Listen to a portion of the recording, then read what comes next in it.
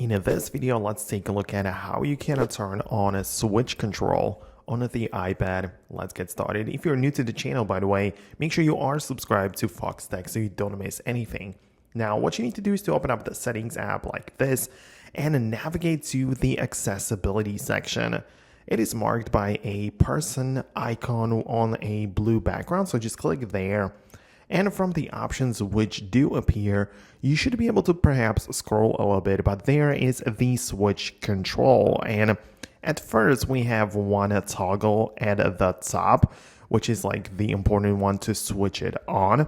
But then we also have another set of options and buttons to customize the whole thing, right? So you can check out the switches and recipes and everything, right? So this is like a feature which you use to set up custom, not really shortcuts, but kind of in the sense of doing this, like having some recipe prepared and then switch it on, right? For example, a lot of people use this to set up the auto scrolling feature on Instagram and social media platforms, and this is actually where you can find it. So for more in-depth videos about this, I cover most search topics of problems and things that people struggle with. So most definitely stay tuned for more.